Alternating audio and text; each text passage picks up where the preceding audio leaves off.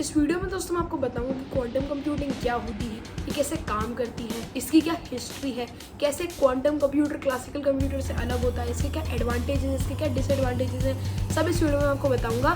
तो guys let's start the video. Quantum computing वो computing होती है जो क्वांटम कंप्यूटर करता है और जो क्वांटम थ्योरी के प्रिंसिपल्स को यूज करती है। तो गाइस अब आप सोचेंगे कि क्वांटम थ्योरी क्या होती है। क्वांटम थ्योरी स्टडी करती है टाइनी थिंग्स, छोटी चीज़ों को, और वो चीज़ों के एनर्जी और मटेरियल को एक्सप्लेन करती है एट द एटॉमिक एंड सब एटॉमिक लेवल्स, जो कि मोस्ट फंडामेंटल लेवल होते हैं। तो गाइस अब हम क्वांटम कंप्यूटिंग की हिस्ट्री के बारे में बात करते हैं। तो गाइस क्वांटम कंप्यूटिंग का जो है फील्ड है, इसका कोई स्पेसिफिक फाउंडर नहीं है। काफ़ी डेकेड से काफ़ी रिसर्चर्स और साइंटिस्ट के कॉन्ट्रीब्यूशन की वजह से ये फील्ड इवॉल्व हुआ है। तो गाइस अर्ली 1980s में फिजिसिस्ट रिचर्ड फेनमैन ने हमें ये बताया कि हम कैसे क्वांटम मैकेनिकल फिनोमेना को यूज़ कर सकते हैं ऐसी कैलकुलेशंस को करने के लिए जो कि इम्पॉसिबल या इम्प्रैक्टिकल हैं to do using a classical computer. 1985 में हमें डेविड डॉयश ने इंट्रोड्यूस कराया to a universal quantum computer, और 1994 में पीटर शॉर के discoveries of algorithms that could factor large numbers, इसकी वजह से बहुत ज़्यादा इंटरेस्ट स्पार्कल हुआ of other scientist over this topic. और भी कुछ नोटेबल कंट्रीब्यूटर्स हैं जैसे कि Yuri Manin, Paul Benioff, Charles Bennett और भी बहुत सारे। तो बस क्वांटम कंप्यूटिंग यूज करता है सब एटॉमिक पार्टिकल्स को, जैसे कि फोटॉन्स और इलेक्ट्रॉन्स। तो बस फोटॉन्स क्या होते हैं? अगर हम बात करें लाइट की as being made up of particles, तो उन पार्टिकल्स को हम फोटॉन्स कहते हैं। फोटॉन्स का कोई मास नहीं होता और हर फोटॉन एक specific amount of energy carry करता है अपने साथ। और कैसे इलेक्ट्रॉन्स क्या होता है? Electrons one of the sub atomic particles है जो कि एक एटम की फाउंडेशन बनाता है along with proton and neutron. Quantum bits या क्यूबिट्स जो कि basic unit of quantum information होते हैं, वो अलाउ करते हैं इन पार्टिकल्स को एग्जिस्ट करने में in more than one state, 0 and 1 at the same time. जो डिफरेंस है बिट्स और क्यूबिट्स में वो यही है कि जो बिट्स हैं वो रिप्रेजेंट हो सकते हैं इन द फॉर्म ऑफ 0 और 1, और जो क्यूबिट्स हैं वो रिप्रेजेंट हो सकते हैं इन द फॉर्म ऑफ 0, 1 या फिर दोनों का सुपरपोजिशन। सो गाइस इसको एक्सप्लेन करने के लिए एक एक्सपेरिमेंट किया गया था related to quantum physics in the year 1935 by the famous physicist Erwin Schrodinger. तो गाइस ये भी एक्सपेरिमेंट है जो कि एरविन श्रोडिंगर ने किया था इन द ईयर 1935। तो उन्होंने इलस्ट्रेट किया एक ड्यूअल क्वांटम स्टेट। उन्होंने इमेजिन किया कि एक बॉक्स के अंदर एक कैट है और एक बॉटल ऑफ पॉइजन है। तो जो इस एग्जाम्पल के अंदर जो व्यूअर है यानी कि श्रोडिंगर, उन्हें ये नहीं पता है कि जो कैट है वो अलाइव है या डेड। तो उनके पॉइंट ऑफ व्यू से जो कैट है वो डेड और अलाइव दोनों है एट द सेम टाइम। तो ये एक सुपरपोजिशन है of both the possible states of the cats life. तो इसी तरीके से सुपरपोजिशन को एक्सप्लेन किया गया है थ्रू द एक्सपेरिमेंट। सो कैसे क्वांटम कंप्यूटर एग्जैक्टली करता क्या है? एक क्वांटम कंप्यूटर क्वांटम मैकेनिक्स को यूज करता है ऐसी प्रॉब्लम्स को सॉल्व करने के लिए जो कि बहुत ज़्यादा कॉम्प्लेक्स है, एक क्लासिकल कंप्यूटर या फिर एक सुपर कंप्यूटर के लिए भी। ये अक्सर ऐसी प्रॉब्लम्स होती है जिनके अंदर वेरिएबल्स, अनसर्टेनिटीज और परम्यूटेशंस होती हैं। जो क्वांटम कंप्यूटर होता है वो प्रॉब्लम्स को और ज़्यादा फास्टर भी सॉल्व कर सकता है देन क्लासिकल कंप्यूटर। तो क्वांटम कंप्यूटर काम कैसे करते हैं? जो क्यूबिट्स होते हैं वो लार्ज अमाउंट्स ऑफ कैलकुलेशंस को साइमल्टेनियसली कर सकते हैं, जितना एक ट्रेडिशनल कंप्यूटर कर सकता है उससे काफ़ी ज़्यादा, जिससे एक इशू को रिजॉल्व करने का जो टाइम होता है वो काफ़ी कम हो जाता है। सिर्फ स्पीड ही नहीं है जिससे कंप्यूटर्स ऑपरेट कर पाते हैं, पर कॉम्प्लेक्स ऑपरेशंस भी हैं जो कि ये ज़्यादा एफिशिएंटली कर सकते हैं than a traditional computer. For example ये फैक्टर्स निकाल सकते हैं पर ट्रेडिशनल कंप्यूटर्स नहीं निकाल सकते। क्वांटम कंप्यूटर्स एक 500 डिजिट के नंबर के एलिमेंट्स भी निकाल सकते हैं इन अ वे जो ट्रेडिशनल कंप्यूटर्स नहीं कर सकते। एक ट्रेडिशनल कंप्यूटर के लिए 500 से ज़्यादा डिजिट वाले नंबर को कैलकुलेट करना टाइम कंज्यूमिंग और चैलेंजिंग है।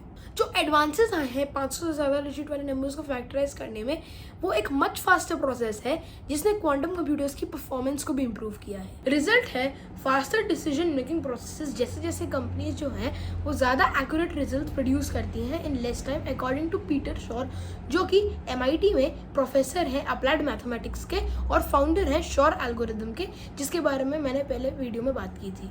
शॉर का जो वर्क है वो क्वांटम कंप्यूटिंग की दुनिया में बहुत ज़्यादा इंपॉर्टेंट रहा है।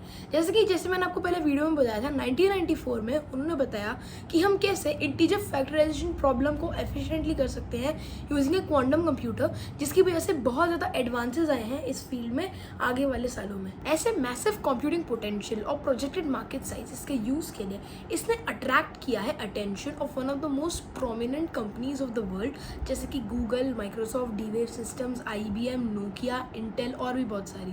सो गाइस, अब हम क्वांटम कंप्यूटिंग के कुछ बेनिफिट्स के बारे में बात करते हैं। क्वांटम कंप्यूटर ज़्यादा एफिशिएंट होते हैं कार्बन एमिशंस और एनर्जी यूजेज स्टैंड पॉइंट से।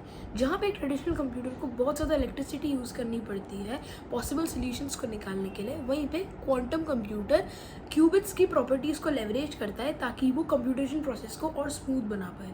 सो गाइस, एक और एडवांटेज क्वांटम कंप्यूटर्स का ये है कि वो ज़्यादा फास्टर स्केल करते हैं than traditional computers. Traditional computers में क्या होता है कि जो 200 बिट्स होते हैं वो ट्वाइस एज पावरफुल होते हैं एज 100 बिट्स, और क्वांटम कंप्यूटर्स के अंदर एक 200 क्यूबिट्स का क्वांटम कंप्यूटर जो होता है वो बहुत ज़्यादा ऑर्डर्स ऑफ मैग्नीट्यूड ज़्यादा पावरफुल होता है than 100 qubit computer. Orders of magnitude मतलब पावर ऑफ 10, तो वो पावर्स ऑफ 10 में 200 क्यूबिट्स ज़्यादा पावरफुल होता है देन 100 क्यूबिट कंप्यूटर।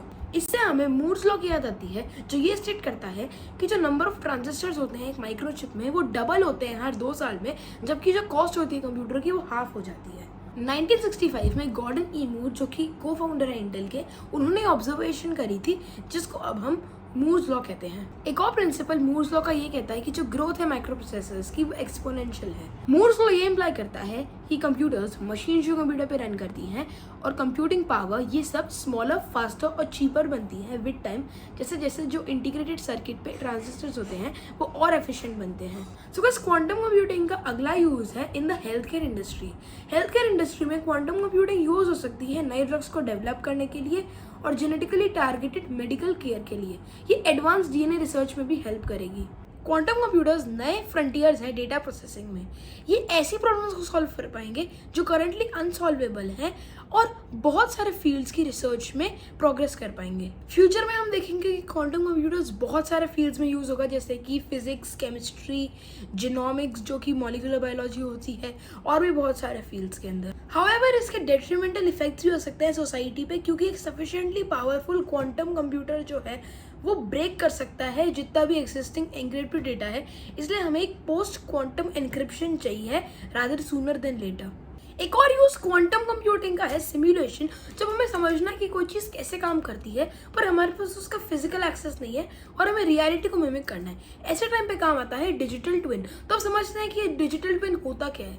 तो कुछ डिजिटल ट्विन एक वर्चुअल रिप्रेजेंटेशन होता है एक ऑब्जेक्ट या सिस्टम का, जो उसके लाइफ साइकिल को स्पैन करता है और रियल टाइम डेटा से अपडेट होता है और रीजनिंग, मशीन लर्निंग और सिमुलेशन को यूज करता है डिसीजन मेकिंग को हेल्प करने के लिए। डिजिटल ट्विन्स काफी चीजों के लिए यूज हो सकते हैं। एग्जाम्पल, वो अर्थ के कॉम्प्लेक्स बिहेवियर को स्टडी करने के लिए भी यूज हो सकते हैं और वो वेदर पैटर्न्स को एनालाइज करने के लिए भी यूज हो सकते हैं। क्वांटम कंप्यूटर्स हाई स्पीड और एक्यूरेट मॉलिक्यूलर सिमुलेशंस कर सकते हैं। मॉलिक्यूलर सिमुलेशंस मतलब स्टडी कि कैसे एक मॉलिक्यूल के अंदर एटम्स मूव करते हैं, इसकी स्टडी को हम कहते हैं मॉलिक्यूलर सिमुलेशन।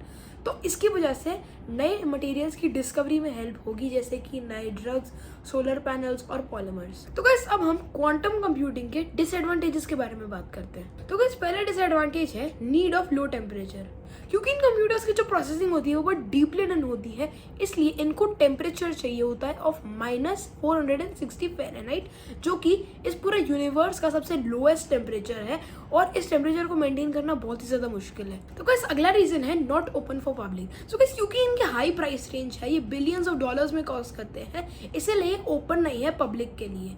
ऊपर से जो एरर्स हैं इन टाइप्स ऑफ कंप्यूटर्स में वो भी बहुत ज़्यादा हैं, क्योंकि अभी भी डेवलपमेंट स्टेज में है। क्वांटम कंप्यूटर्स 10 क्यूबिट्स में तो अच्छे से काम करते हैं, पर अगर हम क्यूबिट्स को बढ़ा दे 70 क्यूबिट्स कर दे तो उनकी एक्यूरेसी राइट नहीं होती है। अभी भी एक्सपेरिमेंट्स चल रहे हैं इन कंप्यूटर्स के रिजल्ट्स को और प्रिसाइज बनाने के लिए। तो गाइस, अगला रीजन है not fit for existing architecture. So guys, quantum computers की वजह से एग्जिस्टिंग कंप्यूटर आर्किटेक्चर्स के अंदर एक डिसरप्शन आ सकता है, क्योंकि कंप्यूटर्स जो होते हैं अलग में डेटा को प्रोसेस करते हैं इन ट्रेडिशनल कंप्यूटर्स। इसीलिए जो एग्जिस्टिंग इंफ्रास्ट्रक्चर है वो क्वांटम कंप्यूटर्स के लिए जो लोड रिक्वायर्ड है उसको हैंडल नहीं कर पाएगा। इसकी वजह से सारे सिस्टम्स को रीडिजाइन करना पड़ेगा इन नई मशीन्स के साथ वर्क करने के लिए। तो गाइस, अगला डिसएडवांटेज है साइबर सिक्योरिटी। तो गाइस, मेन कंसर्न है साइबर सिक्योरिटी अगर हम लार्ज स्केल क्वांटम अडॉप्शन के पॉइंट ऑफ व्यू से देखें।